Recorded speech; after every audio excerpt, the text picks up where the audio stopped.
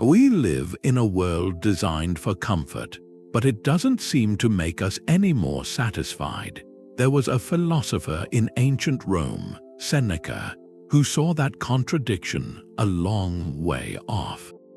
He said real wealth isn't about having a lot, it's about needing very little. That one thought goes against so much of what we're told about being happy. This isn't just a story about the past. It's more like a set of tools, something to build a tougher kind of life with. So by the time we're done, you might see things differently, a new way to take everyday irritations and find some strength in them instead.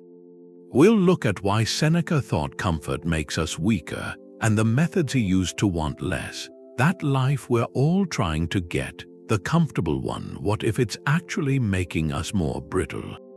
We're going to read some years ago, and they could have been written now, for this time of total convenience and this low-grade worry we all carry. What's one thing you depend on for comfort that might be keeping you from something else? Seneca looked at a life spent avoiding difficulty and saw a life unprepared for reality. His point was simple. True happiness, he thought, couldn't be found in comfortable circumstances, in wealth or endless leisure. Those were false idols. They promise ease, but they have a hidden cost, a slow weakening of the spirit. When you organize everything around dodging discomfort, you're not building a fortress. You're building a cage made of thin glass. It looks beautiful, but it's terrified of the smallest stone. That's the illusion of external ease. The belief that if you arrange the outside world perfectly, the inside will finally be at peace. Seneca argued the opposite. A life of unbroken comfort doesn't fortify you, it makes you fragile. It trains you to see any disruption, any inconvenience, not as a normal part of life, but as a personal failure of your environment. This is where Stoic inner strength meets our modern cult of convenience. We want apps that save us seconds, services that spare us effort, environments with all friction removed. But Seneca would ask, what happens to the muscle that never lifts anything? It atrophies. He saw the same thing happening to our courage, our patience, our resilience when we outsource every difficulty. He wrote that leisure without purpose isn't true rest. It's a different form of exhaustion. A vacant idleness that leaves the soul restless. He observed how people fill their free time with frantic amusements, never really pausing to reflect. Because a quiet mind without comfort or distraction can feel like a terrifying void. This pursuit of ease makes us passive. It turns us from actors into consumers of experiences, waiting for the world to entertain us. And with that passivity comes a low, constant fear. Fear of the power going out, fear of a financial hiccup, fear of a plan changing. Because if your peace depends on everything going smoothly, you live in a state of quiet dread. Hostage to 10,000 things you can't control, the alternative isn't seeking misery. It's the deliberate choice to engage with manageable hardship. Like training a muscle, contrast two paths. One person spends an evening consuming entertainment, seeking comfort. Another spends that hour in difficult study, a hard workout, working on a complex skill. The first feels easier in the moment, but it leaves no lasting residue. The second is uncomfortable, but it leaves behind strength, competence, a quiet confidence that you can handle things. That's the resilience Seneca points to. It's the difference between building a life on a cushion, which can be pulled away, and building a life on a foundation you've dug yourself. So here's a question. Look at your own routines. Find one area, just one, where you consistently choose comfort over growth. Is it the mental comfort of avoiding a difficult conversation? The physical comfort of skipping a walk? The comfort of familiar entertainment instead of a challenging book? Don't judge it. Just see it. That honest recognition is the first step out of the illusion. That quiet feeling when the lights flicker, it makes you wonder, when were you last just content, not just comfortable? Sinking into the couch at the end of the day, that's one thing. It's a relief, but it passes. It needs the couch to be there, needs you to be tired, needs the quiet to last. Seneca and the Stoics, they drew a line between these two things. They had a word for that fleeting sensory relief, pleasure, from the Greek hedon, the sun's warmth, a good meal, a worry lifting. It's passive, it happens to you. And because it's tied to outside things, it's fragile. The other state they called Eudaimonia, which isn't a mood, it's human flourishing, the joy of a good character. It's active, it's internal, built on virtue, on acting with wisdom, courage, justice, self-control. That joy doesn't come from what happens to you, it comes from who you choose to be in response. Seneca warned about confusing the two. He said pleasure is like a thief. It offers a quick delight, but you're often poorer after. It borrows from your future peace. But the joy of a good character, that's like an inheritance you build, compound interest on your own choices. He saw people chasing pleasures, thinking they're collecting happiness. But they're just gathering kindling for future anxiety, because if you anchor your well-being to things that can be taken, you're living on borrowed ground. You see it in everyday choices, that satisfaction from finishing a difficult, meaningful project. The work itself was frustrating, exhausting. The pleasure was in the breaks, the distractions. But the deep joy came after, from looking at what you did through your own effort and perseverance. That feeling stays, it becomes part of you. Now contrast that with procrastination. Choosing the comfortable scroll, the extra episode, avoiding the hard task. The pleasure of that escape is real, but it's followed by a hollow feeling. Time lost, a problem still there. One experience depletes you, the other replenishes you, even though it asked more from you in the moment. So just reflect for a second. Can you spot a recent pleasure and a recent joy in your own life? Not to judge them, just to notice the difference. The pleasure probably involved consuming something. Entertainment, food, a purchase. The joy probably involved creating something or connecting deeply or overcoming a challenge. One was about reception. The other was about expression. That's Seneca's challenge. Our culture sells us comfort and calls it happiness, but he asks us to look deeper, to seek the kind of fulfillment that, once you've earned it, can't be cancelled by a change in circumstance. Seneca was incredibly wealthy. He had villas, influence, all of it, but he would practice poverty. He'd set days aside to live on the bare minimum, simple bread. Coarse clothing, a hard bed to sleep on. This wasn't about humility. It wasn't self-punishment. It was training. He called it ascesis, a Greek word for exercise. Practice, a soldier trains in peacetime for the chaos of battle. Seneca trained his spirit in times of plenty for life's inevitable disruptions. The goal was never to suffer. It was to build a kind of psychological immunity, inoculate himself against fortune's blows by taking a controlled, voluntary dose of hardship. It points to something about how we work. We adapt, a luxury becomes commonplace, then invisible, and its absence feels like a crisis. But by stepping back from our comforts voluntarily, we do two things. First, we prove we can handle less. That discovery builds a quiet confidence, a resilience no external event can easily shake. Second, we reset our appreciation. After a day of simple food, a normal meal tastes like a feast. After digital silence, the value of a real connection becomes clearer. This is the Stoic path to what we might now call antifragility. Not just resilient to shocks, but strengthened by them. In his letters, he was clear about these exercises. He'd expose himself to cold, not to prove toughness, but to remember that cold is endurable. He ate plain food to remind his palate and his mind that sustenance is separate from extravagance. He wrote, set aside a certain number of days.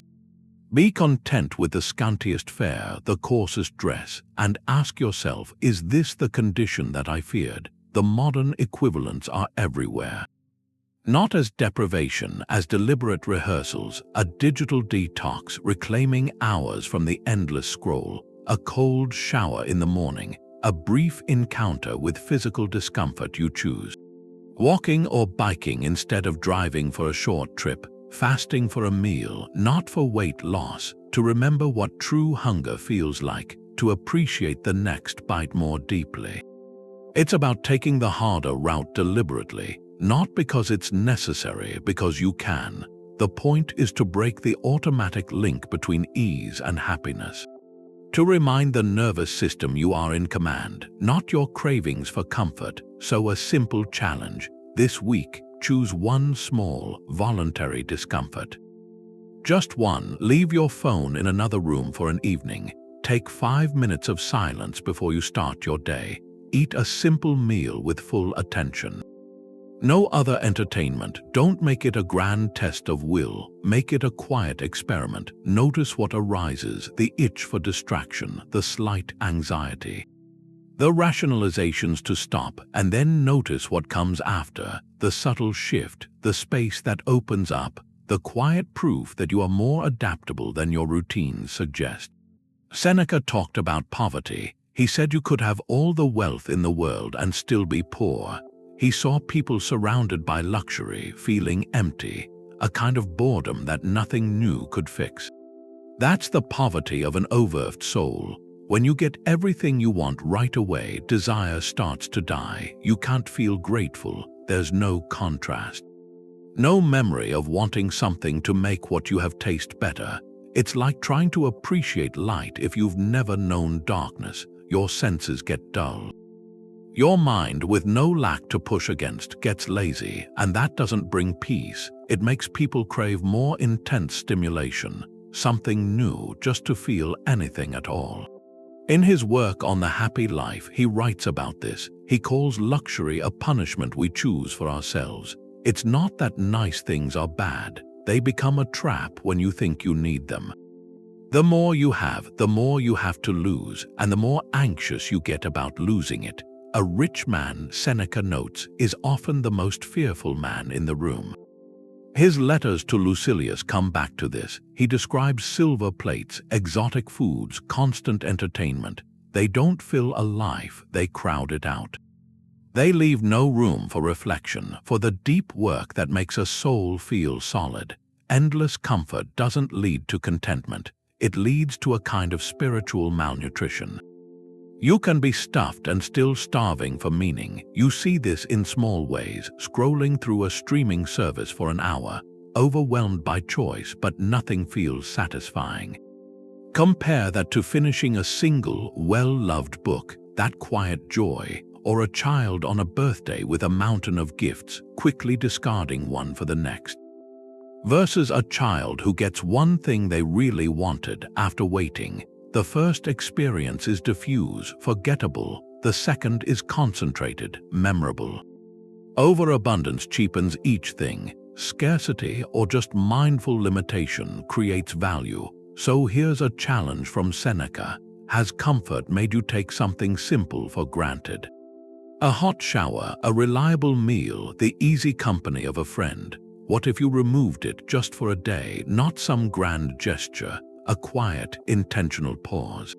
Skip that one routine pleasure. Notice the space it leaves. In that space, you might rediscover the appreciation that comfort had erased. That's how you fight the poverty of plenty. Not by giving things up forever, by periodically clearing the clutter from your senses, so you can actually see what you have, taste it, feel it again.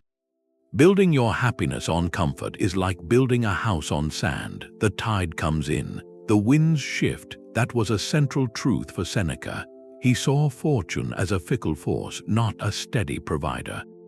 Indifferent to our desire for a smooth life.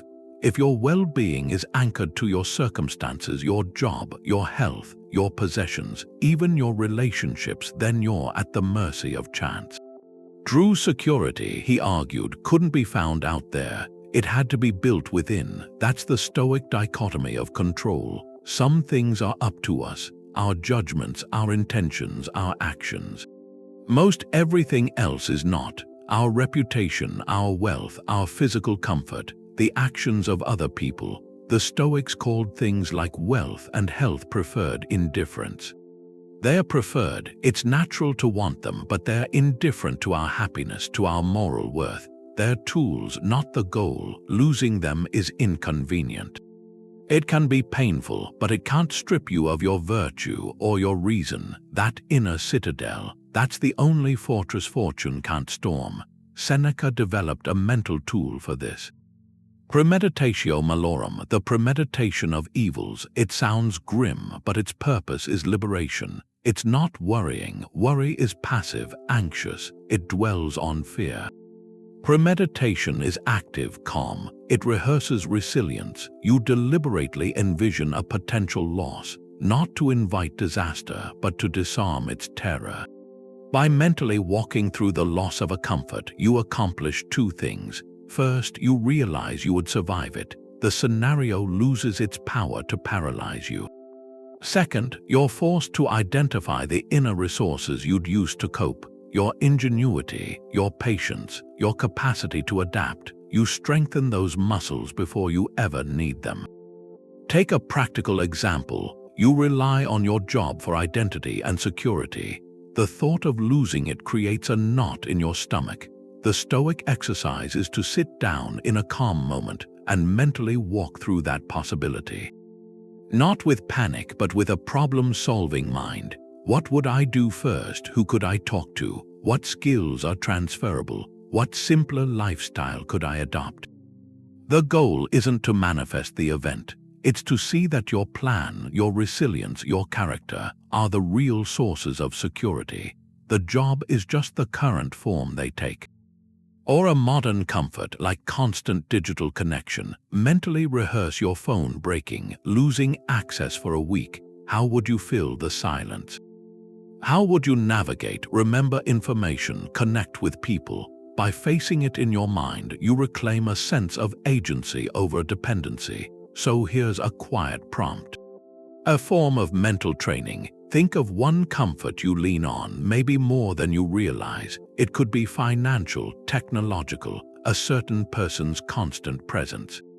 Now, for a few minutes, imagine it's gone. Not forever, but for a meaningful stretch of time. Walk through the practical steps you would take, but more importantly, notice what inner qualities you would call upon.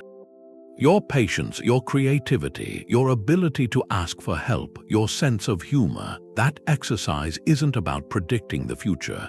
It's about discovering right now that your foundation is stronger than your comforts. It's built on something fortune cannot take. Seneca wrote about this paradox. Everyone is busy, but no one is living. He saw people with all the time in the world, filling it with frantic activity. And feeling empty, they were busy being idle. His idea of true leisure, otium, wasn't about doing nothing. It was about doing the most important thing. Using free time purposefully, for reflection, for building character, for understanding life. And he saw this contrast all around him. A comfortable life, free from urgent survival, creates a kind of vacuum. And nature abhors a vacuum, so we fill it with noise, with trivial tasks, with consumption. We mistake motion for progress. We call it relaxation, but it's often just a different exhaustion. Scrolling, binge-watching, jumping from one minor errand to the next. That's the busyness of idleness. It's comfortable because it demands nothing from us.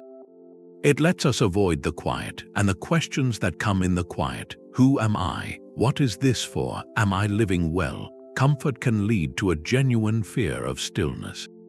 Because in the stillness, we might see the gap between the life we're living and the life we sense is possible. On the Shortness of Life, Seneca is relentless here. He chastises people given the gift of leisure who squander it, people preoccupied with trivial pursuits, who complain they have no time while giving their time away. To pointless obligations, to petty dramas, to amusements that leave no residue. He says you act like mortals in all that you fear, and like immortals in all that you desire. You postpone life. You tell yourself you'll start living tomorrow, next year, when you retire, but life is happening right now, in the time you are busy wasting. The modern parallels are precise. Think of an hour spent mindlessly scrolling. The thumb moves, the eyes glaze, information flows in but nothing sticks. It's comfortable, passive consumption. It feels like leisure, but it's more like a mental fog. Now contrast that with an hour of focused reading, or journaling to untangle your thoughts. Or practicing a skill that requires full attention. That is purposeful leisure. It's active. It engages your mind. It asks for effort. And when you finish, you are not depleted.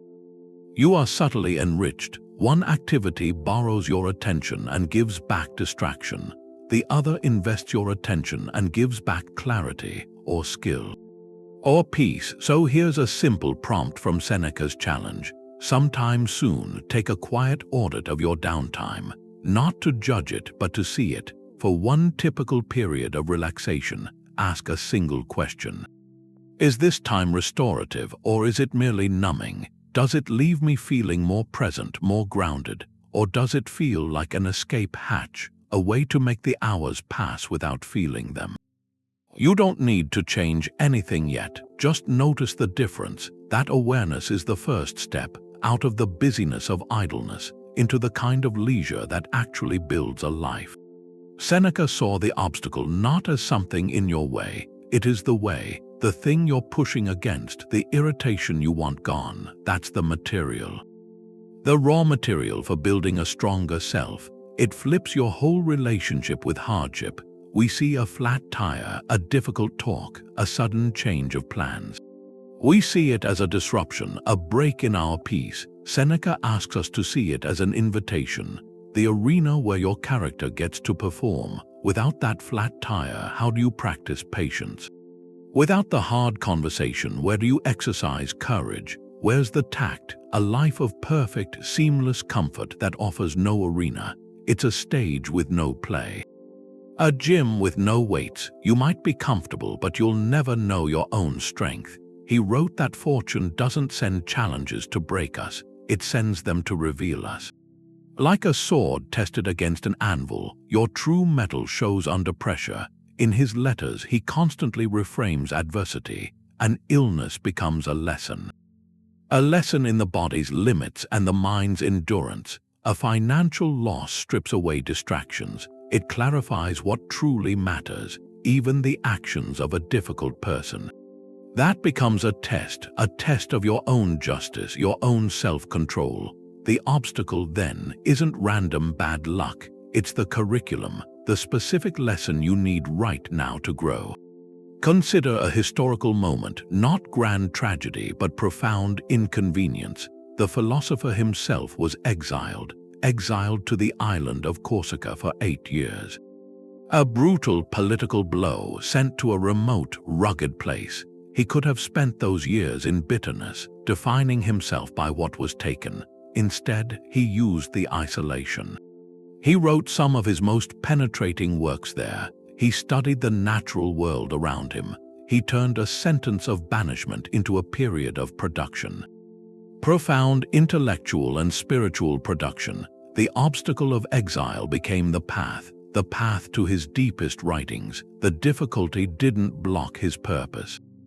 It became the context for it. You can find this on smaller scales, everyday scales, a project at work that feels impossibly complex. The easy path is frustration, avoidance. The Stoic path is to see it as the gym for your focus, for your problem solving. A sleepless night with a restless mind. Instead of raging against the fatigue, what if you saw it as a rare pocket of quiet? Quiet in a noisy world, an opportunity for reflection you wouldn't have otherwise taken. The event itself is neutral. It's our judgment of it as a catastrophe or an opportunity. That's what dictates our experience. So here's a simple practice, an immediate one. Before your day ends, pick one minor annoyance, one that's almost certain to arise. The slow line at the store, an interrupted train of thought, a piece of critical feedback, just one, and as it happens, pause for a single breath. In that moment, silently reframe it. Don't say this is ruining my day. Say this is my training for patience, or this is my exercise in humility, or this is my chance to practice grace under a trivial pressure. You don't have to enjoy it, you just have to recognize its purpose. That slight shift in perspective, it turns a passive irritation into an active exercise. It transforms you from a victim of circumstance into a student of your own character, and in that shift you begin to walk the path Seneca described, where every stone on the road isn't something to remove, it's the very ground you walk upon. The only real safe haven is a fortress nothing outside can break into. The Stoics had a name for it, the inner citadel, a space of total sovereignty inside your own mind. It's built on that one distinction, the dichotomy of control. But it goes deeper than that. Your final happiness, your peace, it isn't in your circumstances. It's in your judgments, your choices, the moral purpose you build. That internal territory is the only thing you fully govern. Everything else, the comfort of your home, the stability of your health, all that exists outside the walls. It can be pleasant, it can be helpful, but it isn't necessary for your core well-being. Those things are guests in the citadel, they're never the foundation. Seneca comes back to this idea over and over. He writes that a good mind is the sovereign good, the only possession that can't be seized, can't be corrupted from the outside. You can lose your wealth, your status, even your physical freedom, but your ability to judge events wisely, to choose your response with integrity, that stays yours. Until your last conscious moment, he sets this against a magnificent palace. A palace can be taken by an invader, destroyed by fire, lost to debt. It's a thing of the world, subject to fortune's whims. But the citadel of a well-ordered soul, he says, stands firm against any siege. No tyrant can enter unless you open the gate from within. That's the ultimate shift. Moving from seeking comfort in the world to finding unshakable comfort in your own character. You see this in the most ordinary frustrations. Take two people on the same delayed flight. Stuck on the tarmac for hours, the external circumstance is identical. Uncomfortable seats, stale air, uncertainty. One person's internal experience is just mounting rage. They judge the delay as a personal injustice, a ruinous disruption. Their peace is hostage to the airline's schedule. Their citadel is under assault, and they've handed the keys to the control tower. The other person breathes. They acknowledge the inconvenience, but their judgment is different. This is time I didn't expect to have. I can read that book. I can observe my own thoughts. I can practice patience. Their peace is internal, drawn from their own resources. The same external discomfort, but two radically different internal worlds. One is a prisoner of circumstance. The other, though physically confined, stays free within their own walls. This isn't about pretending discomfort feels good. It's about recognizing where your power lies. Your power isn't in controlling the flight's departure. Your power is in governing your reaction to it. That shift in focus from the uncontrollable external to the sovereign internal, that's the essence of Stoic practice. It turns every external event, comfortable or not, into just data. Data for your inner citadel to process with wisdom. So here's a quiet question for your own reflection. A way to test the strength of your walls. Where does your citadel feel weakest? What external comfort, what condition of your life do you fear losing the most? Is it financial security, a particular relationship, your health, or your appearance? Name it, not with anxiety but with curiosity. That fear points directly to a place where you may have built your peace on sand instead of on the bedrock of your own character. Understanding that fear is the first step in reinforcing the walls. How you react when things get uncomfortable, that says something. It's not an easy thing to look at. When life is quiet, when it's easy, it's simple to tell yourself a story about your patience, your resilience, but comfort edits that story. It cuts out anything that would contradict it. Then hardship shows up, uninvited, and in that moment, the story you've been telling meets who you actually are. Adversity is a mirror. It doesn't lie. It shows you what you depend on, expectations you didn't even know you had, fears you've been smoothing over with routine. Seneca saw this clearly. He wrote that prosperity hides faults, adversity reveals virtues. In good times, he said, vices are latent, they're hidden under a blanket of ease. But let difficulty strip that blanket away, and what's truly there becomes visible, not just weaknesses, more importantly, your capacity for strength. This isn't about judgment, it's about revelation, a brutally honest self-audit that comfort would never allow. Think about a long stretch of smooth sailing in your own life. A stable job, predictable routines, good health. In that comfort, it's easy to believe you've mastered certain things, patience for instance, but then you're stuck in unexpected traffic. Late for an unimportant meeting, and a surge of pure rage comes up. That's the mirror. The traffic didn't create the impatience, it revealed it. It showed you a dependency you didn't acknowledge, a dependency on everything going according to your specific plan. Or a financial cushion, it can make you feel generous, like a person who isn't attached to material things, but then a real, unexpected loss happens. And you watch your mind. Does a sense of scarcity tighten around you? Anxiety, that's the mirror again, showing an attachment that was invisible during times of plenty. Now contrast that with a genuine crisis, a real hardship. In the initial shock, there's often chaos, but as the dust settles, a strange clarity can emerge. Priorities that seemed essential just vanish. Trivial worries evaporate. You're left with the bedrock of what actually matters, your true relationships. Your core values, your own inner resolve. That crisis forced a confrontation. It burned away everything non-essential. What remains is a more authentic version of you. One that comfort could never have distilled. Seneca would say that's the gift inside the difficulty, an accelerated course in self-knowledge, a course we'd never sign up for voluntarily.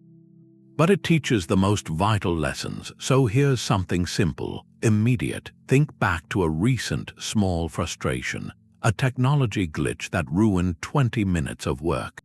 A critical comment from a colleague, a plan cancelled at the last minute. Revisit that moment, not to relive the irritation, but to examine your reaction as data.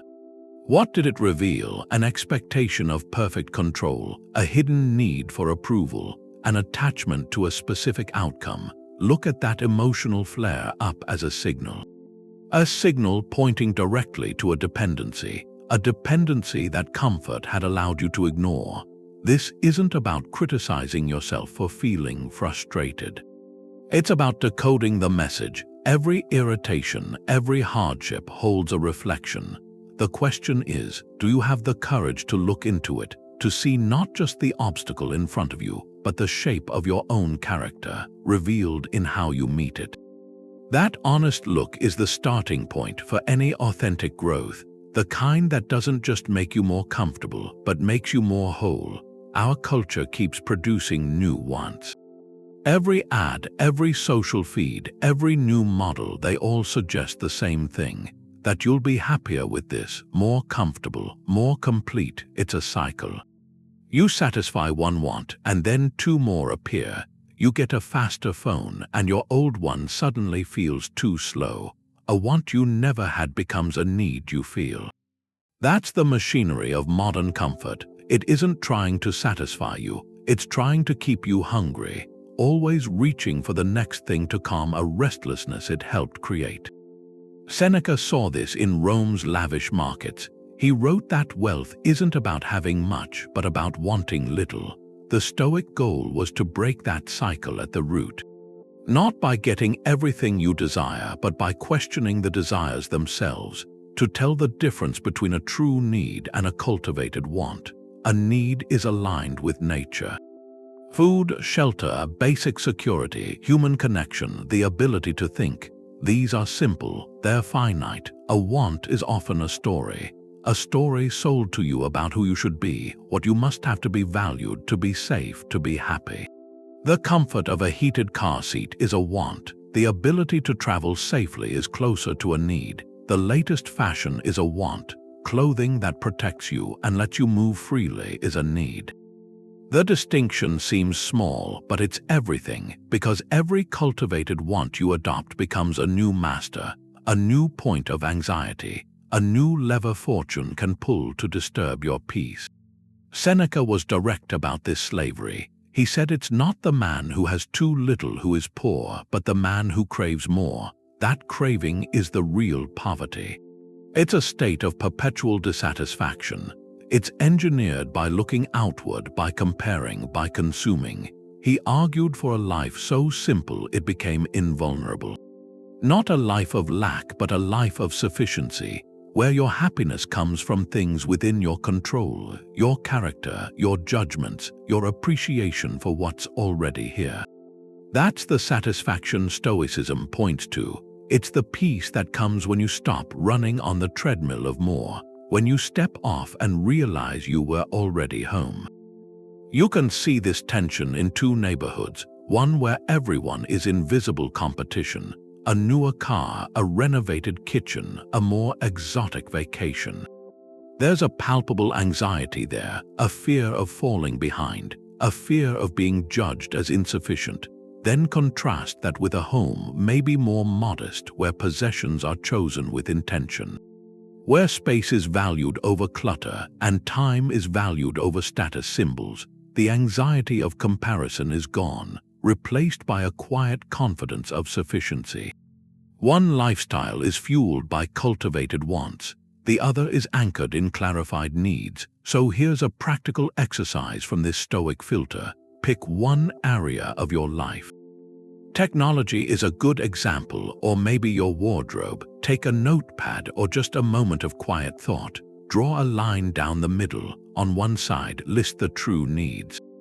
For technology, that might be reliable communication, access to essential information, maybe a tool for your work. On the other side, list the cultivated wants. The latest model with features you'll never use. The endless apps that promise productivity but deliver distraction. The social media platforms that hook your attention with engineered desire. Just list them, don't judge, just see them side by side. That act of separation is a revolutionary act. It's you reclaiming the authority to define what is enough. It's the first step out of the factory of want and into the freedom of genuine need. Life is long if you know how to use it. That's Seneca's challenge. He saw people who lived to an old age, but their lives were short because they were wasted on trivial things, on comfortable distractions, on putting off what mattered. Time, he said, is the one thing you can't get back. You can lose money and make more, lose a job and find another, but a moment spent is gone, and the biggest theft isn't some disaster. It's the slow leak, the comfortable leak, hours going into things that ask nothing of you and give nothing back. In his essay on the shortness of life, he draws a line between being alive and living. He talks about people who are busy dying instead of living, preoccupied with petty ambitions, with hollow social duties, with amusements that leave the soul emptier. They postpone life. They say, I'll start my true work when I retire. I'll fix that relationship when things calm down. I'll pursue that passion when I'm more secure. He writes that they act as if they were immortal in their desires, but mortal in all their fears. That's the procrastination of comfort, using the promise of future ease to avoid growing now. The job that pays well but dulls your spirit, the routine that's safe but doesn't ask you to learn, the entertainment that fills the evening but starves the mind. These aren't neutral choices, they're investments, and they're investments in a smaller version of yourself. For Seneca, true happiness meant investing time in virtue and purpose. Not in grand gestures, but in the daily allocation of your attention. He writes that it's not that we have a short time to live, but that we waste a lot of it. Life is long enough, he says, if it's all well invested. The poverty he fears isn't of years but of substance, a life full of activity but empty of meaning. Think about the common regret, years spent on a comfortable but unfulfilling path, the relationship where you avoid hard conversations to keep the peace, the career chosen for stability long after the passion faded. That comfort is a sedative. It numbs the dissatisfaction just enough to let the years pass without a change. But time passes anyway, and one day you look back and see not a life lived but a life postponed. The change you avoided didn't preserve your comfort. It cost you your vitality. So here's a question from Seneca's urgency. If you treated your time like your money, what comfortable time wasters would you cut out? You budget your finances, you think before a big purchase, but do you audit your hours the same way? That automatic scroll through social media between tasks. The show you watch out of habit, not enjoyment. The gossip that leaves you drained. Those are the comfortable leaks. They feel insignificant in a single day. But over months and years, they add up to a fortune of lost potential. Potential for reading, for creating, for deep connection, for real rest, for building what Seneca called the inner citadel. Next time you reach for that default distraction, pause, just for a breath, and ask, is this how I want to spend my one irreplaceable resource? That simple question is the start of taking your life back from the comfortable drift. The strongest friendships come from shared struggle, not from comfort. The people you trust most, they probably saw you when you were tested, not at your best. This is something the Stoics understood. Seneca wrote about friendship. His idea wasn't a pleasant alliance, it was a partnership in trying to live a good life. Built on respect for character, not on enjoying the same leisure.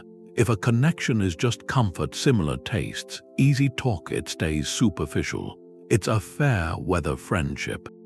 When a storm comes, that foundation crumbles. Stoic friendship is different. It's architectural, meant to bear weight. The shared project is wisdom and virtue.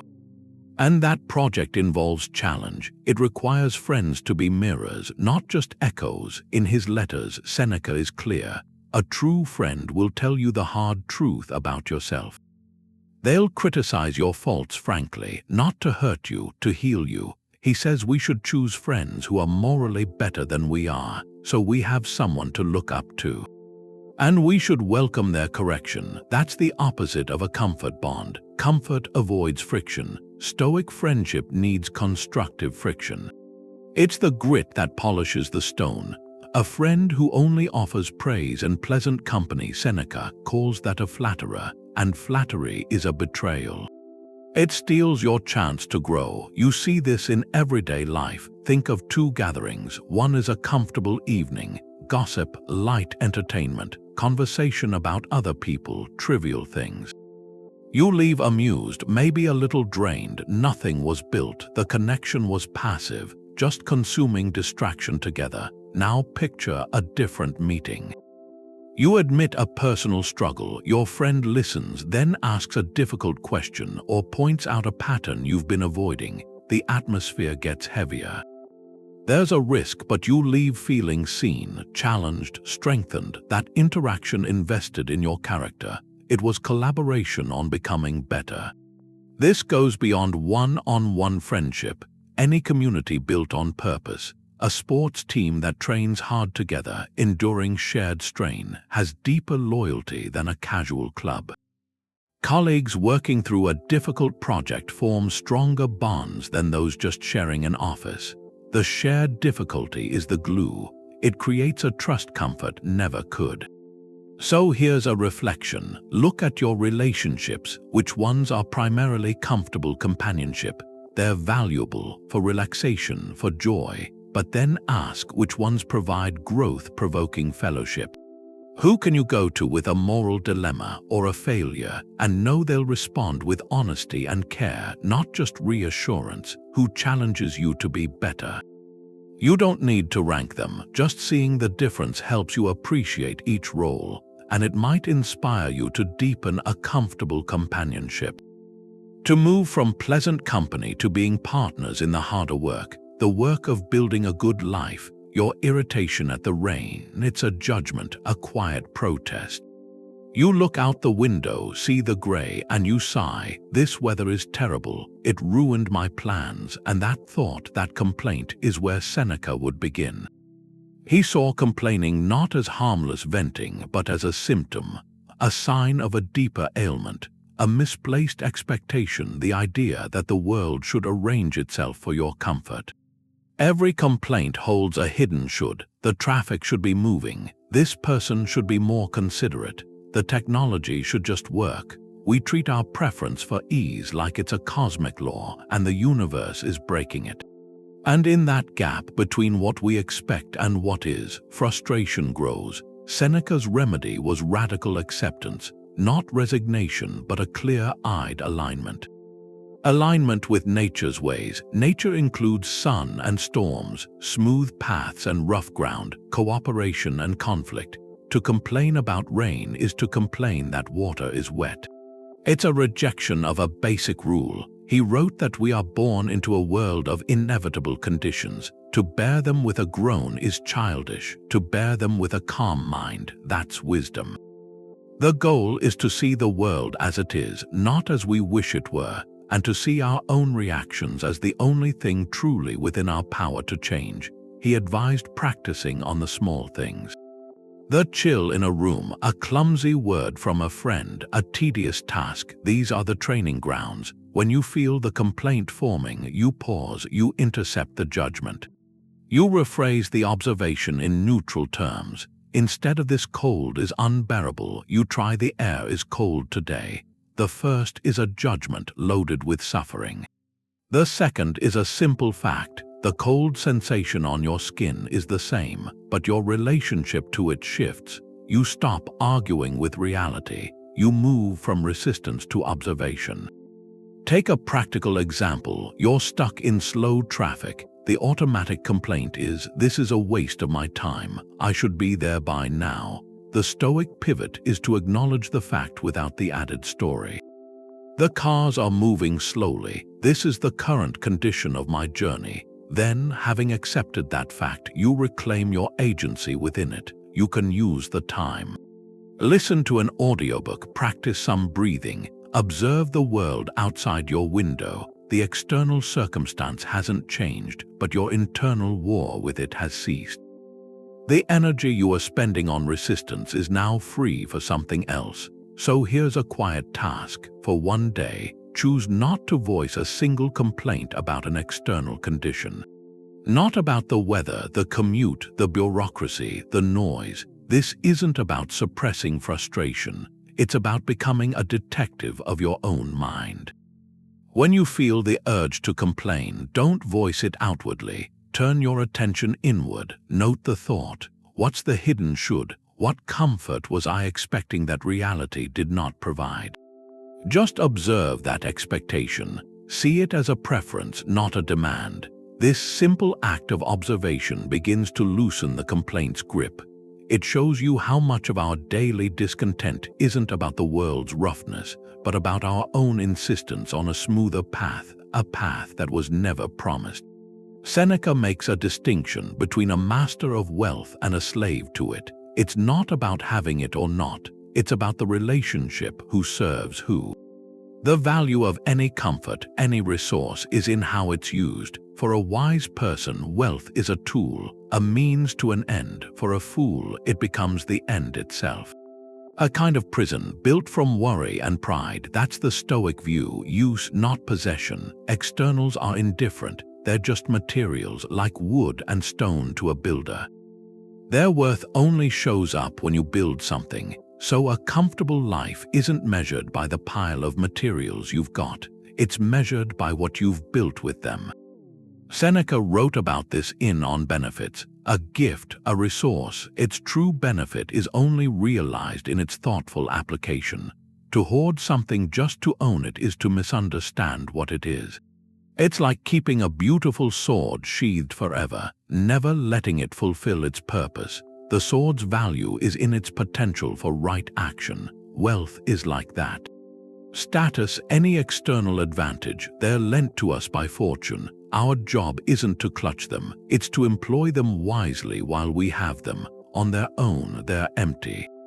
Comfort becomes a trap the moment we believe it is our security, instead of something we might use to create security for others or for our own character. You can see this divide in two people. the philanthropist who sees vast wealth as a responsibility, a tool to alleviate hardship, to fund education. Their comfort isn't in the possession. It's in the application. Their masters, the resource serves their virtue. Then there's the miser who hoards wealth in a vault. For them, the number itself is the comfort.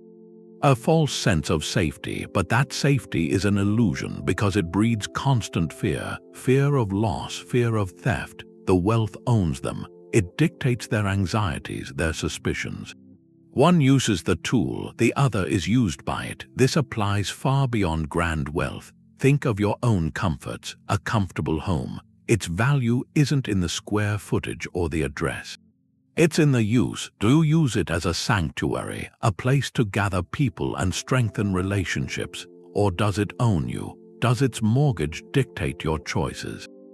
Does its maintenance fill your weekends with dread? Does comparing it to others' homes seed dissatisfaction? The same physical space, two different relationships. One of use, one of possession. Or consider your time, the ultimate comfort of a modern schedule. Do you use your free time purposefully for growth or connection? Or does the mere possession of free time become a burden, an emptiness you rush to fill? Just because you have it, the resource is neutral. The philosophy of use gives it meaning. So here's Seneca's reflective prompt, a quiet audit. Look at one resource you have. It could be financial, like savings. It could be a skill, like your knowledge. It could be an object, like your car. Ask two questions. First, do I own this or does it own me? Where does my mental energy go? Toward its fruitful use or toward protecting it? Worrying over its possession. Second, how could I use this more virtuously? Not necessarily by giving it away, but by aligning its use with a good purpose. Could that savings fund an education for you or someone else? Could that skill be taught to another? Could that comfortable space host a meaningful conversation? The shift is subtle, from guarding a possession to directing a tool, and in that shift you move from being fortune's anxious custodian to being an active architect of the good. Everything looks different from that final point. Seneca wanted us to take that view now, to stand in our imagination at the very end and look back on the life we're living. It's the ultimate clarifying lens. The Stoics called it memento mori. Remember, you must die. This was never about morbidity. It was about urgency, about priority. From the perspective of your deathbed, the whole landscape of your life rearranges itself.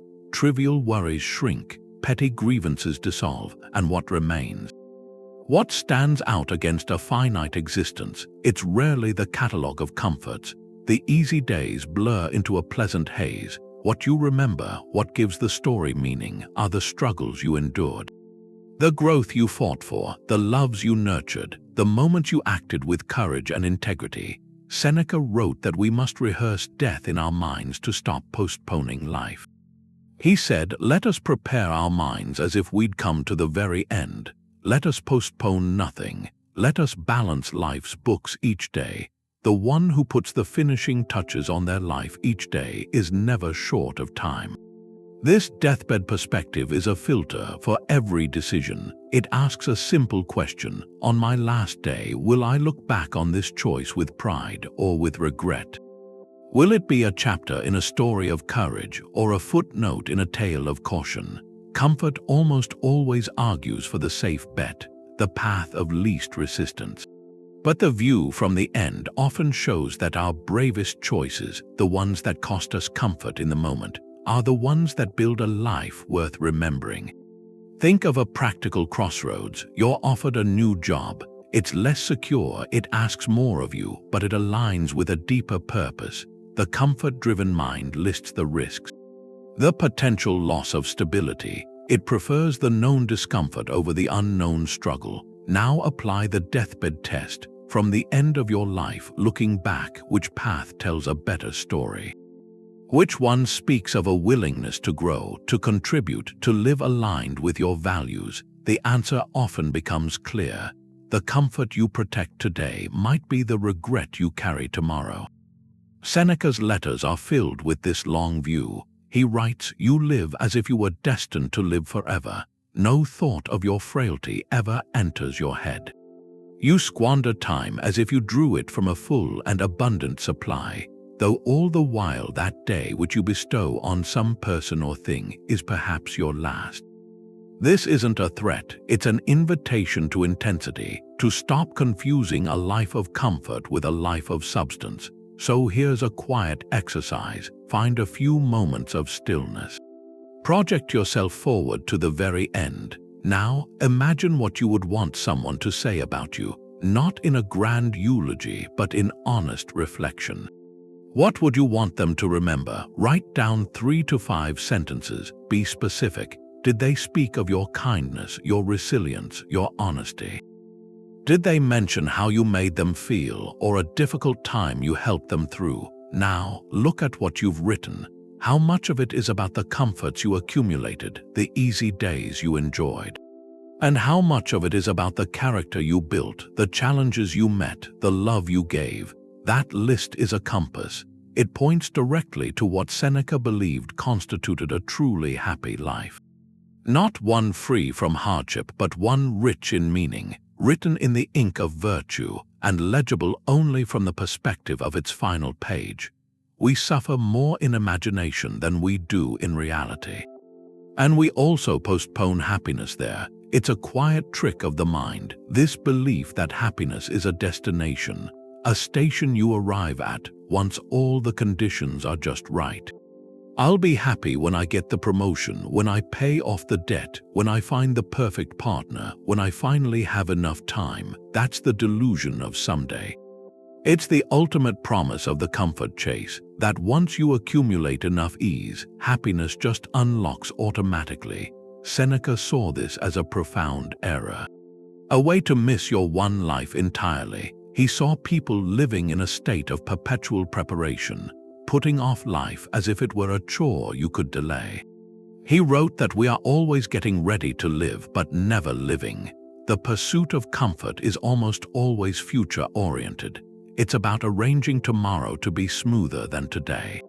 But Stoicism insists the present moment is the only site of action, the only place where virtue can be practiced. And since virtue is the only true good, happiness is available right now. Not as a feeling, but as the active exercise of living well. In this moment, you can choose courage over fear, wisdom over impulse, justice over selfishness. That choice, that action, is happiness in the Stoic sense. It doesn't require a different set of circumstances. It requires a different use of the circumstances you already have. Seneca's letters warn against this postponement. He asks, what's the point of saving up your life? You're acting like someone who waits for the entire river to flow past before taking a drink. The water is passing you by. He writes about people who delay their peace until a future date, when their work is done, when their fortune is secure. But that date is a mirage. It keeps receding, because once you reach one milestone, the mind invents the next condition. The goal of comfort is a horizon you never actually reach. The perfect, easy future never arrives. It's always just one more thing away. You can see this in 2 approaches to a career. One person grinds through decades in a tolerable but unfulfilling job. Their eyes are on the retirement finish line, the dream of endless leisure, of comfort earned. They defer all present meaning for that future prize. The other person, maybe in the same job, seeks to find purpose in the daily work itself. In doing it with excellence, in helping colleagues, in practicing patience with frustrations, they aren't waiting for happiness, they are constructing it brick by brick in the now. The first person risks arriving at retirement exhausted, their identity gone, wondering what to do with the comfort they worked so hard to secure. The second has been building a meaningful life all along. The comfort of retirement is just a change of scenery, not the source of their contentment. This applies to the smallest parts of our days. You might think, I'll be happy when this tedious chore is over. But what if the chore itself is the arena, the chance to practice focus, to care for your space, to complete a task with thoroughness? the happiness isn't in the finished, clean room. It's in the quality of attention you brought to cleaning it, the virtue in the action. So here's a quiet prompt. Identify one thing you're currently postponing your happiness for. Just one. I will be happy when I lose the weight, when I finish this big project, when I move to a better home. Now look underneath that condition. What value are you actually seeking? Is it health, accomplishment, security, peace? Now find one small, concrete way to enact that underlying value today, not when the condition is met today. If it's health, take a 10-minute walk right now, not when you have a gym membership. If it's accomplishment, spend 20 minutes making tangible progress on any part of that project. If it's peace, create 5 minutes of true silence in your current home. The action doesn't have to complete the goal. It just has to align with the virtue the goal represents. That breaks the spell of someday. It pulls happiness out of an imaginary future and plants it in the only time you ever actually possess, this present moment. For the Stoics, living according to nature meant accepting everything it contains. This wasn't about finding peace in a forest. It was about aligning with a universe that runs on rational laws that are often difficult. Nature to them was the whole ordered system, a system of growth and decay, of effort and then rest, of challenge and then resolution. It wasn't made for human comfort. Our job wasn't to bend that order to make ourselves comfortable. It was to fit into it and to do so with virtue, to accept its terms and to find our dignity in how we choose to respond. Seneca wrote about fate, about accepting the world's basic design. To rage against hardship, to expect everything to be smooth, was to rage against the structure of reality itself. That was a form of irrationality. He saw that a life built only on avoiding discomfort is unnatural. It rejects the cycles that make up existence. Nature doesn't promise a comfortable journey. It promises a meaningful one built by engaging with all its parts. Think about building physical strength. The natural process involves strain and then recovery. You lift a weight, the muscle fibers get stressed, they repair, and then they grow stronger. The comfort-seeking way is to avoid the strain completely. To never lift the weight, that might feel easier right then, but it leads to weakness. It's an artificial rejection of the natural law of growth, which requires some resistance. Or take the seasons. Nature doesn't skip winter because it's harsh and inconvenient. The dormancy, the cold, the seeming death, all of that is essential. It clears out the old, it conserves energy, it prepares the ground for spring. A human life that wants only the eternal spring of pleasure and ease is out of rhythm with that. It's trying to live in just one season, and it misses the depth of the entire year. Our modern world is built to override these natural cycles. We have constant light, constant climate control, constant entertainment. We've built buffers against natural discomforts, but in doing that, we've insulated ourselves from the very signals that guide a natural life. The natural discomfort of boredom can push you toward creativity. The natural fatigue from real work leads to deep sleep. The natural challenge of a problem focuses your mind. When we short-circuit these signals with immediate comforts, we don't solve the natural condition. We just mute its instructions. So here's a simple thing to notice. Sometime today, pause and watch one natural process. It could be a plant pushing through soil, or clouds gathering before rain, or even your own breath after climbing stairs. Don't judge it, just watch. Notice its complete lack of concern for comfort. The plant doesn't complain about the hard earth. The storm doesn't apologize for the inconvenience. Your breath finds its rhythm again without any resentment. In that observation, you see the Stoic ideal, a seamless participation in the way things are, finding your strength not by avoiding the effort, but by moving through it as part of the whole. The Stoic sage is this picture of calm, not because they don't feel things, but because their center is anchored somewhere a storm can't touch.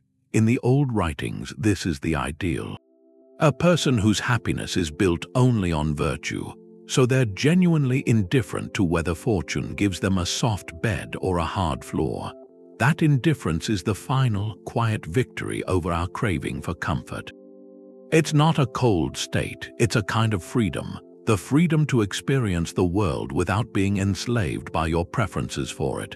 We have to get this special meaning of indifference. For the Stoics, it didn't mean not caring. It meant understanding that external conditions are separate from your moral worth.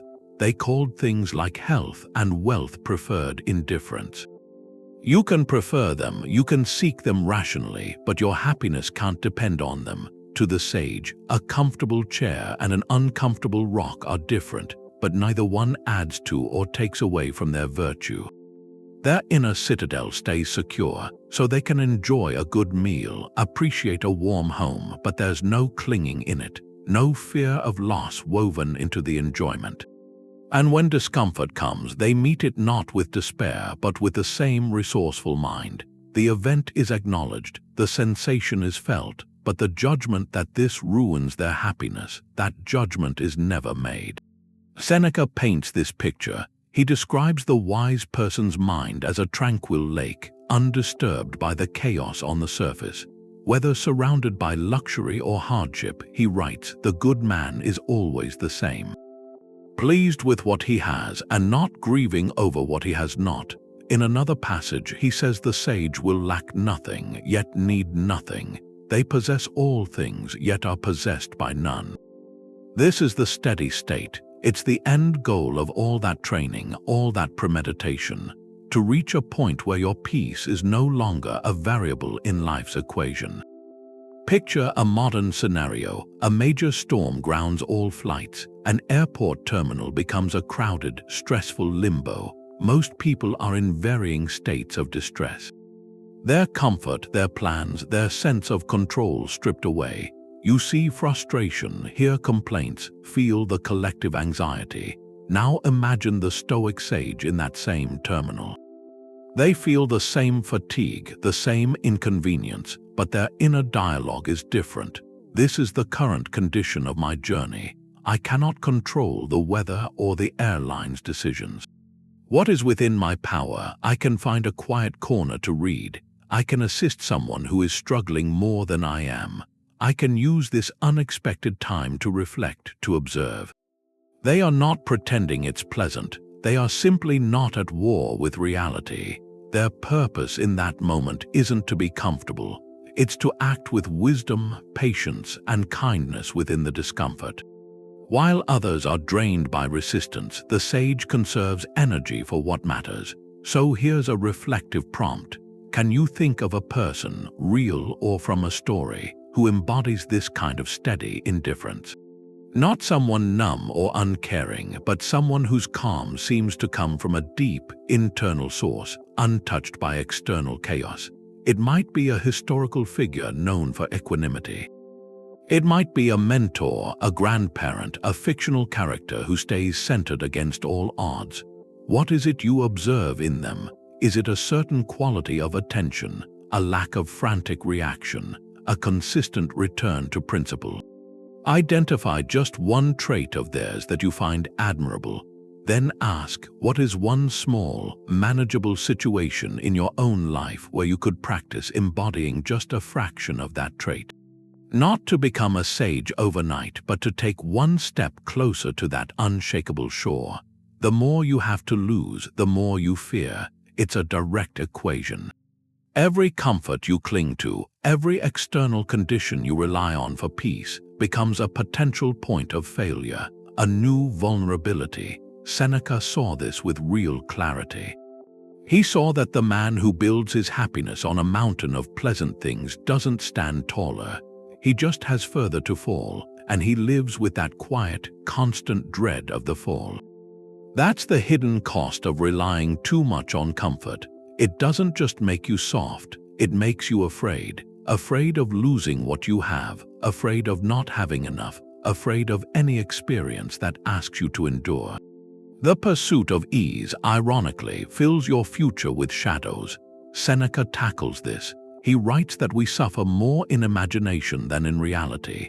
the fear of poverty, the fear of ill health, the fear of disgrace. These phantoms are often more terrifying than the actual events.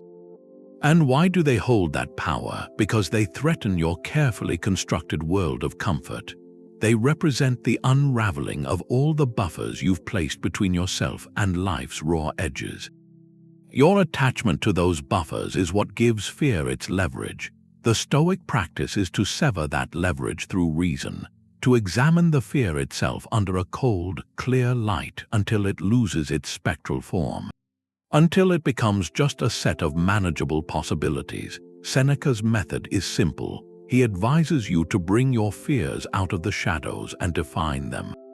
To ask, what is it exactly that I'm afraid of? Let's say your fear is public speaking. The common reaction is a vague, swirling anxiety, a monster with many heads. The Stoic approach is to dissect it. What's the core fear? Is it that you'll forget your words, that people will judge you, that you'll appear foolish? Name it, then interrogate it. If I forget my words, what then? I might pause. I might need to glance at my notes. The audience will likely wait or offer a kind smile. Has anyone ever died from pausing during a speech? The historical record suggests not. If people judge me, what then? Their judgment is their own internal event, outside my control. Does their momentary opinion rewrite my character or my worth? No. It's a breeze that passes. By breaking the fear down into its parts, you often find the anticipation of discomfort, the story you've built around it, is infinitely worse than the reality. The actual event, when it arrives, is just a series of moments to be navigated with the resources you have in that moment. Take the fear of financial instability.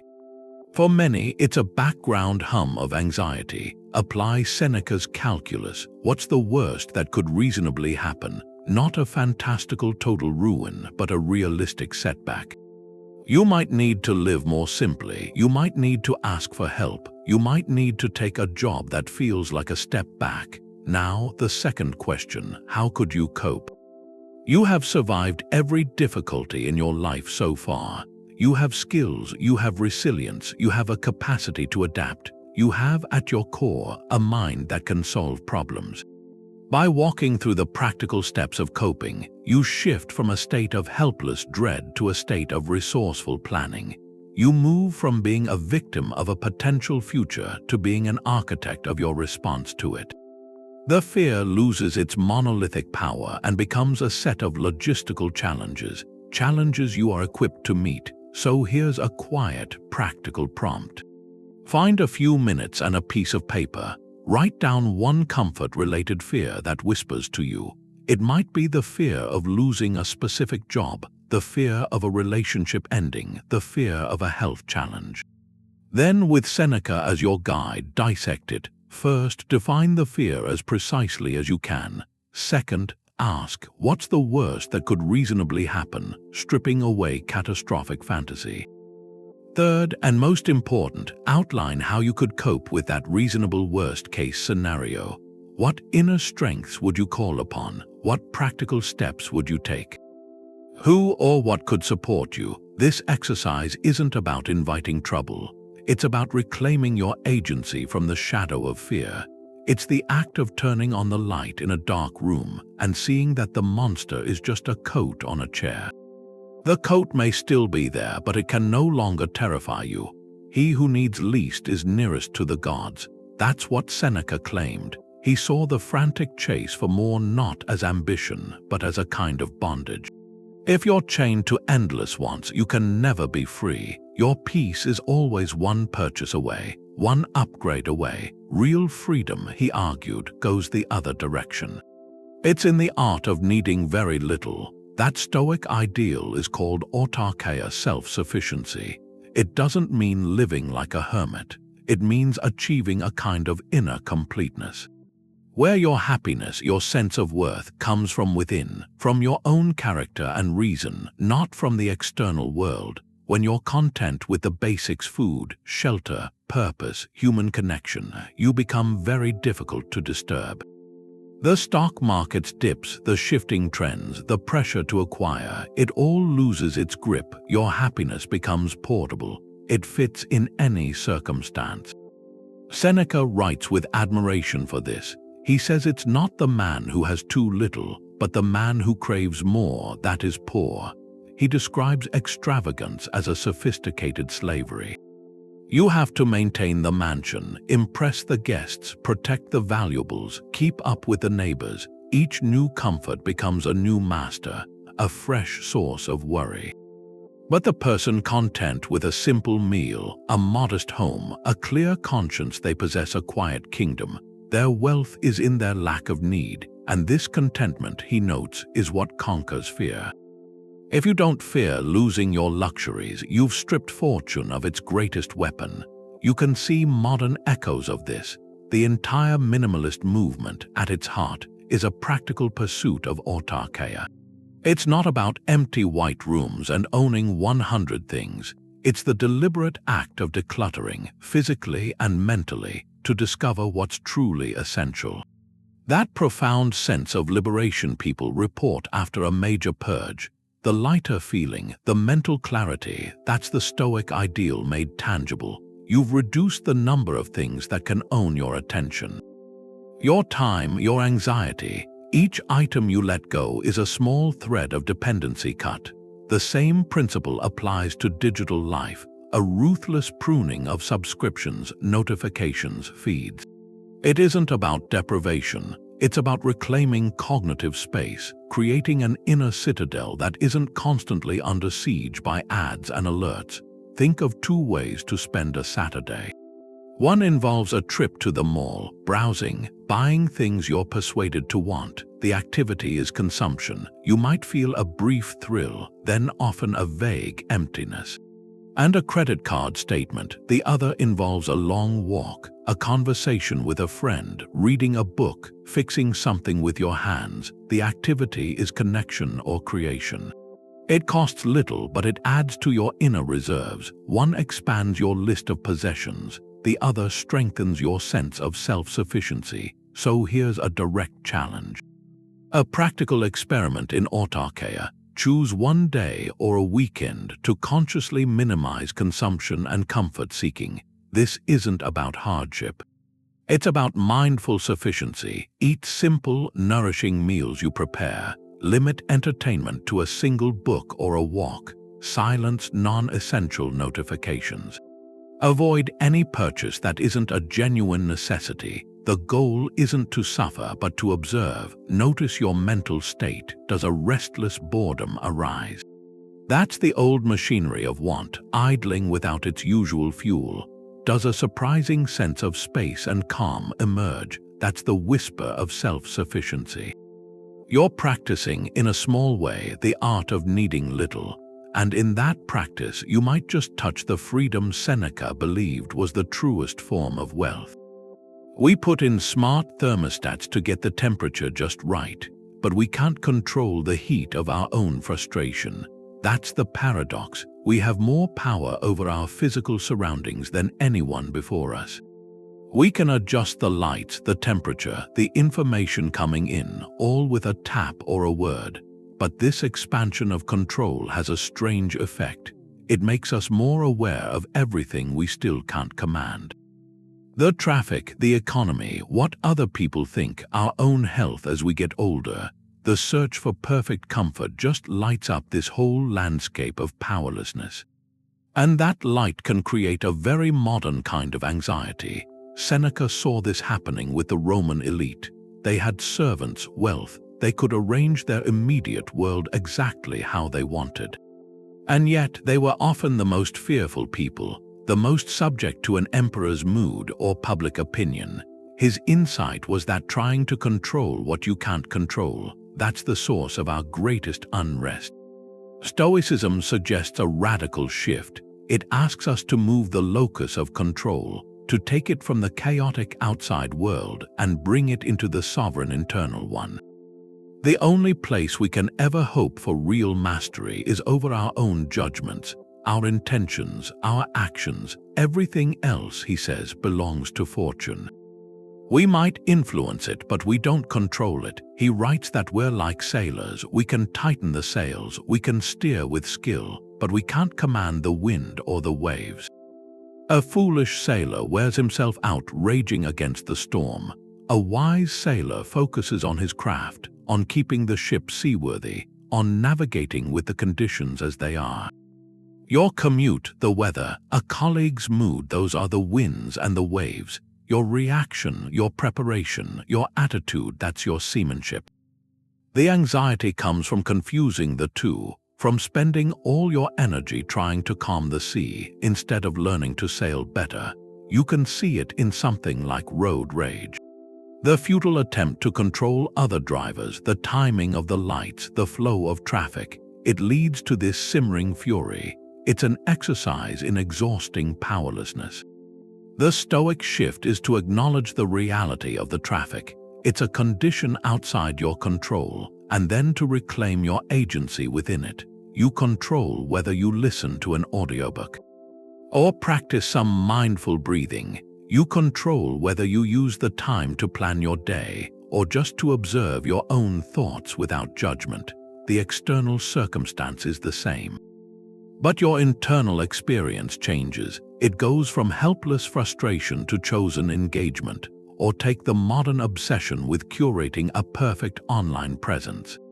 We try to control how others see us. We craft images and words to manage impressions, but that puts our sense of worth in the most unstable place possible, the shifting opinions of other people.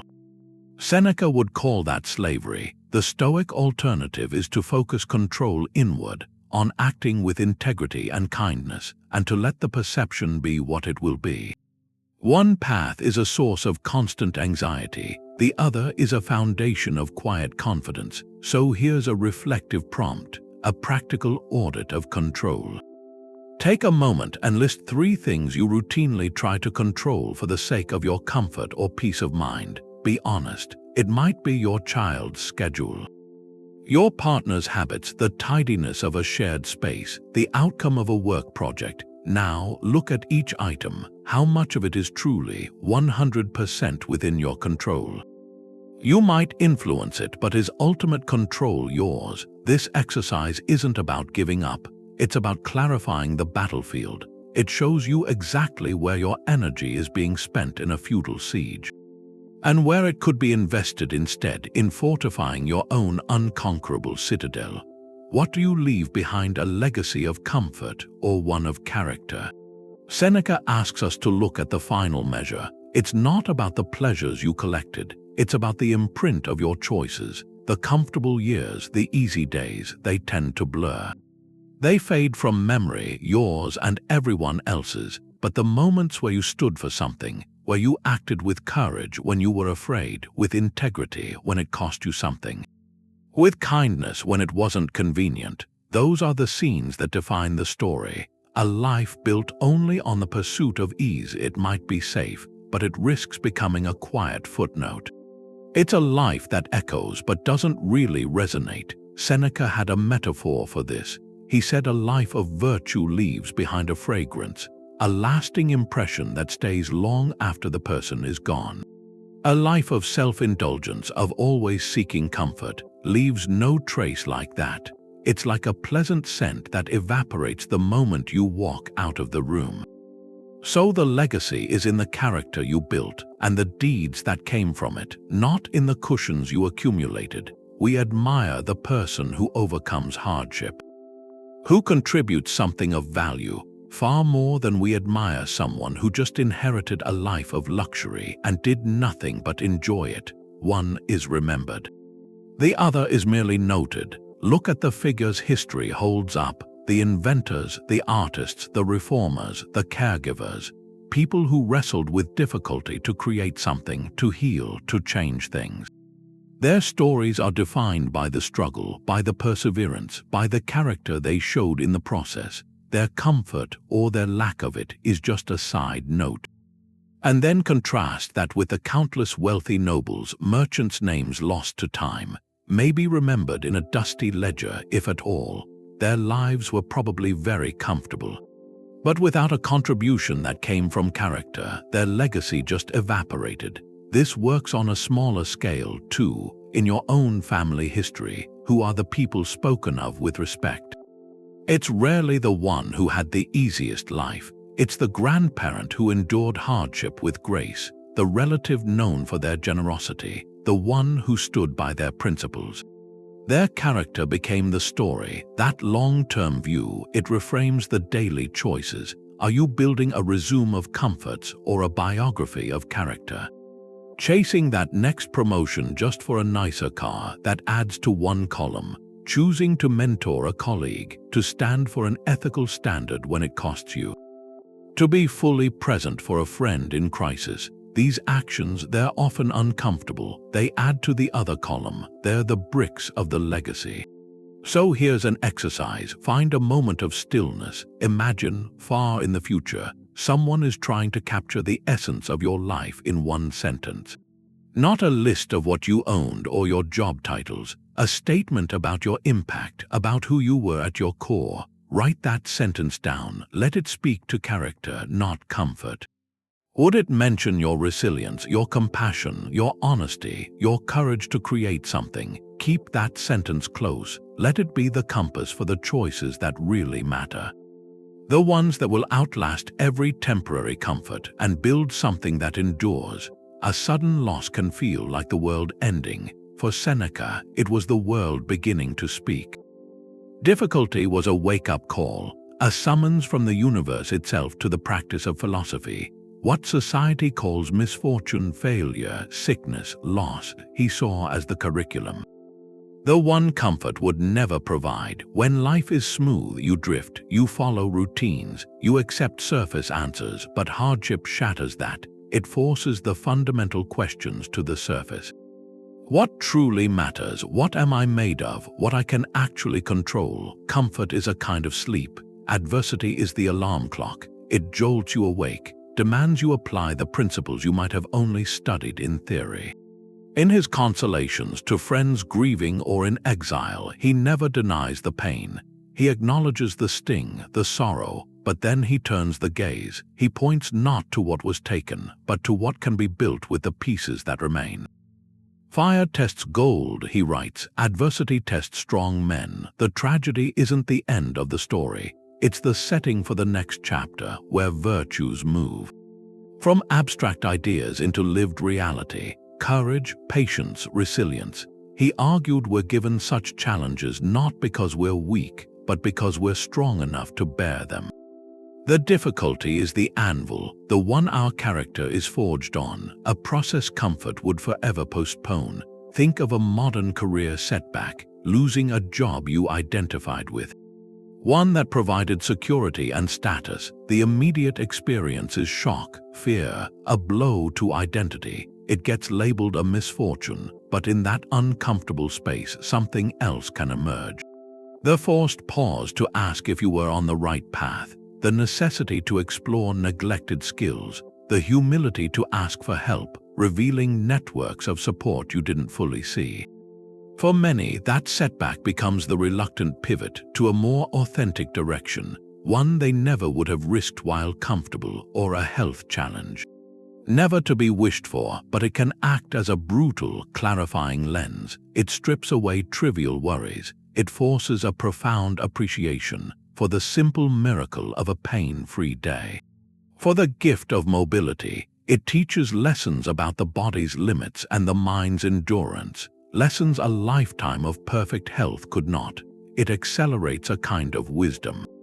About time and priority, the comfort of good health lets us take time for granted. The teacher of illness, however harsh, shows us how to spend our days with more intention. So here's a quiet prompt. Look back on a past event you've labeled a misfortune, a failure, a loss, a period of difficulty. Set aside the judgment of it as purely bad for a moment.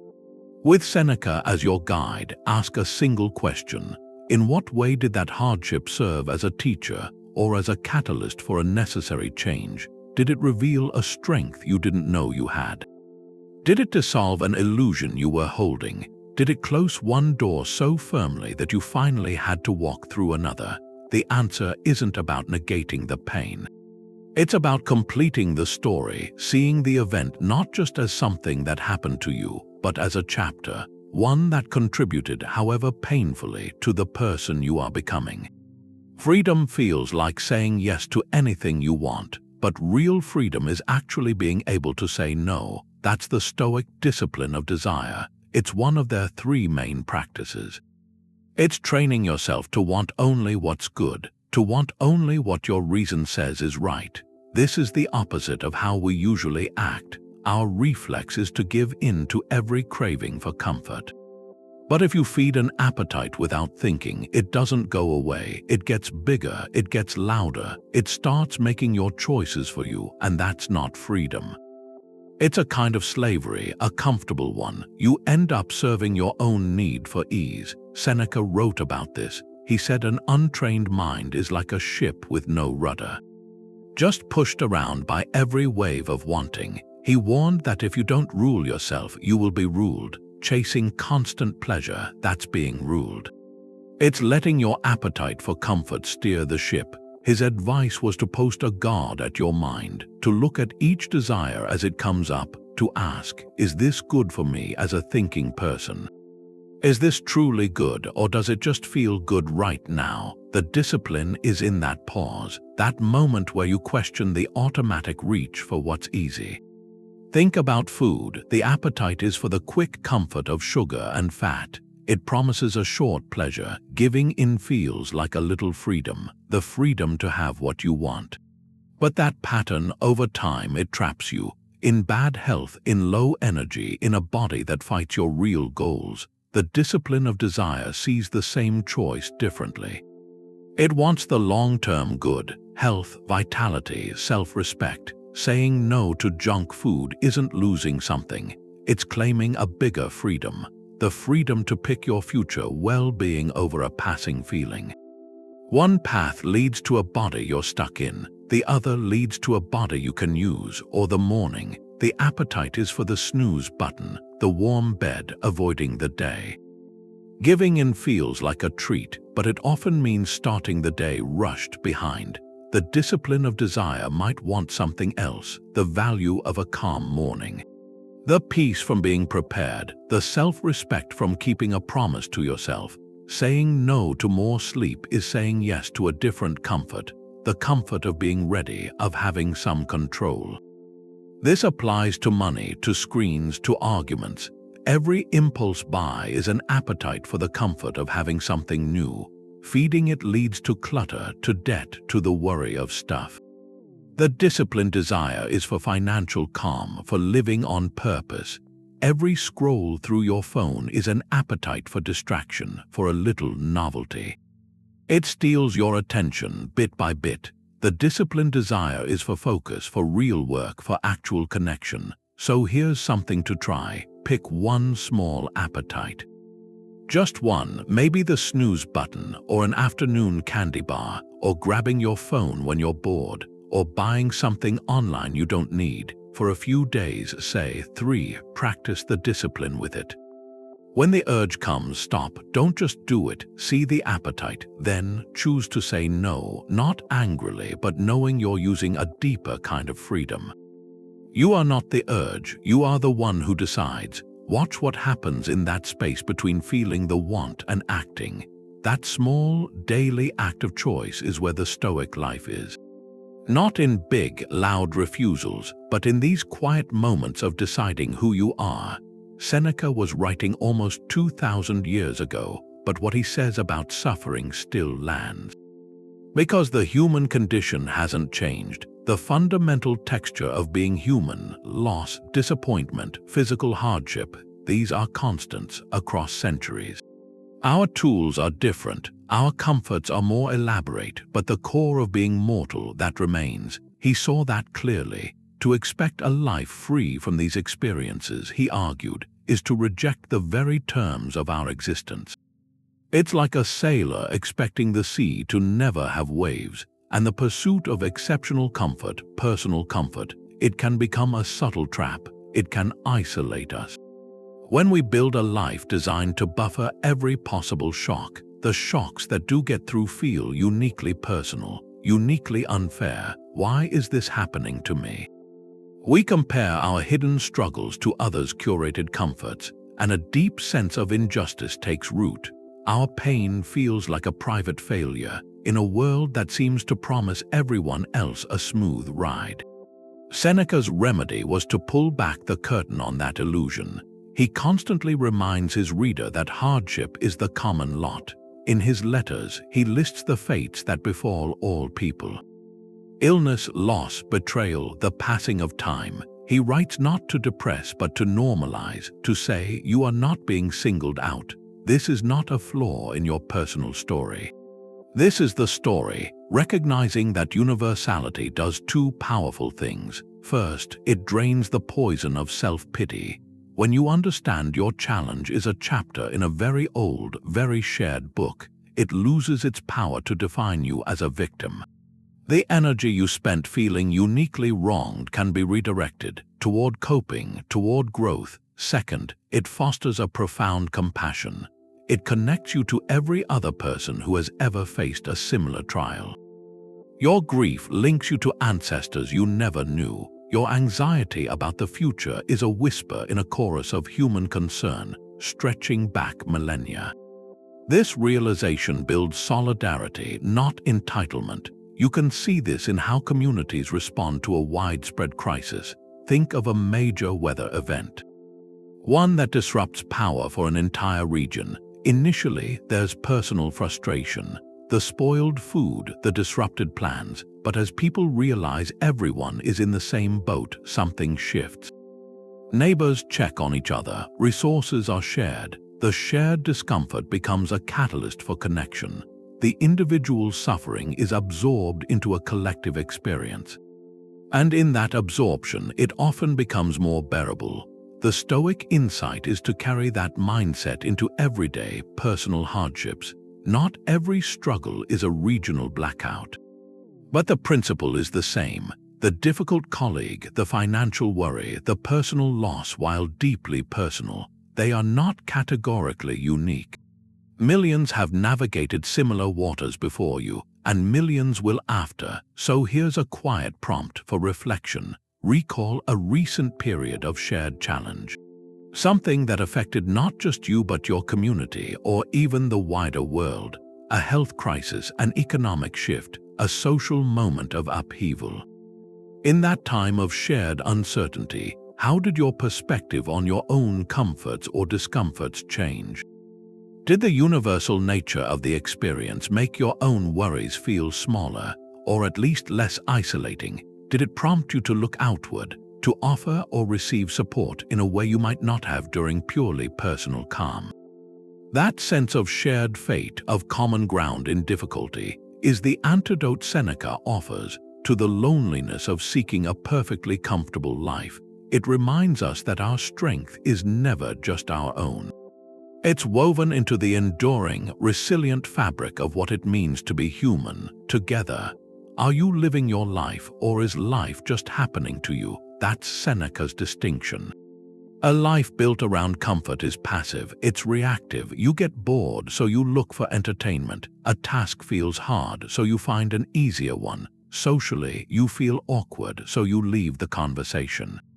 Your energy goes into avoiding friction. You become someone who consumes experiences. You wait for the world to give you the right conditions for peace. This passivity isn't laziness, not exactly. It's a strategic withdrawal, a retreat from the place where character gets built. Seneca described the opposite. The Stoic life is active. It means moving toward the world with virtue, not away from it with caution. Virtue isn't a feeling, it's something you do.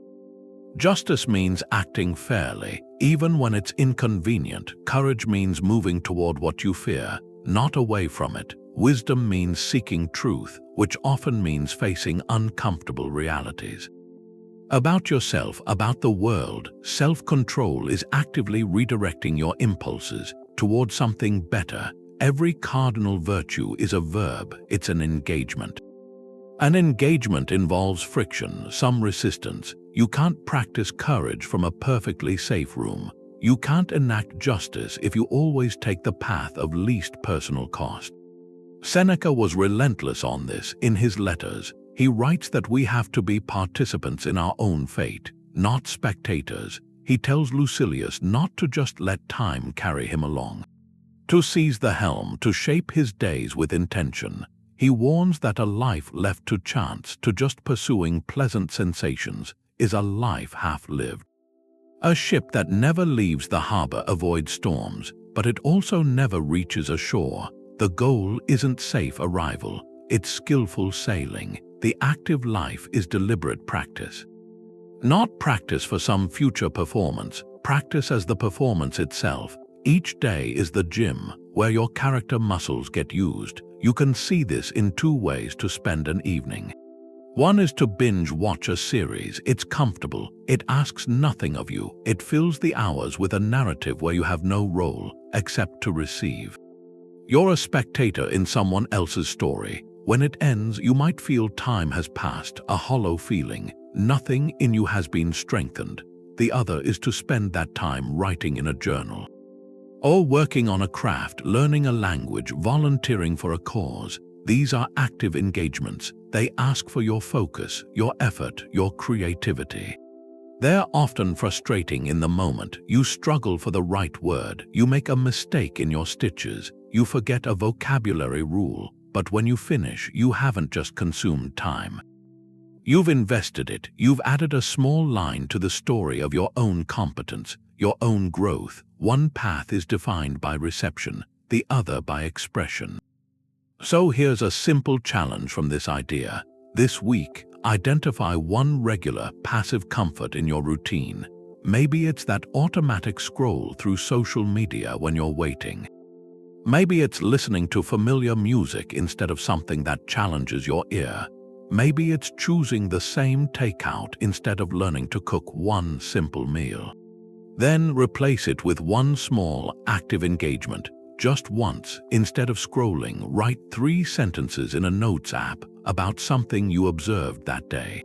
Instead of the familiar playlist, listen to a piece of classical music or a genre you don't know, and just pay full attention to it for 5 minutes. Instead of ordering the meal, follow a recipe for one portion. The scale doesn't matter. The shift in direction does. You're moving from being a consumer of comfort to a creator of experience. And in that tiny act, you answer Seneca's question. You begin to live your life, not just let it happen to you. Seneca's quiet is different. It isn't about the world being arranged for you. It's the quiet of a mind that's no longer at war with the world. He offers this robust, challenging alternative to the modern idea that comfort equals happiness. We've been through this landscape, the fragility of a life built on external ease, the surprising strength that comes from choosing difficulty voluntarily. The inner citadel, that sovereignty, and the active, daily pursuit of virtue. The goal was never to reject all comfort. It was to stop depending on it for our fundamental well-being. To use it when it serves, but to never be owned by it. In the end, this is about freedom. The freedom that comes from self-mastery. Seneca captured that ultimate tranquility in a letter to his friend Lucilius. He wrote that true happiness is to enjoy the present without anxious dependence on the future, not to amuse ourselves with hopes or fears, but to rest satisfied with what we have. Which is sufficient, for he that is so wants nothing. The greatest blessings are within us and within our reach. A wise man is content with his lot, whatever it may be, without wishing for what he has not. That contentment isn't passive. It's an active, clear-eyed alignment with nature, including its hardships. It's the peace that comes when you stop trying to control the sea and instead learn to sail your ship with skill. So after all this, a reflective question. What's one Seneca-inspired shift you could make in your own relationship with comfort? It doesn't have to be grand. It could be choosing a moment of deliberate stillness over automatic distraction, or practicing a small, voluntary discomfort to remind yourself of your own resilience. Or just pausing the next time a complaint forms and asking what hidden expectation it reveals. The journey from fragility to strength begins with a single, conscious choice. Thank you for joining in this exploration.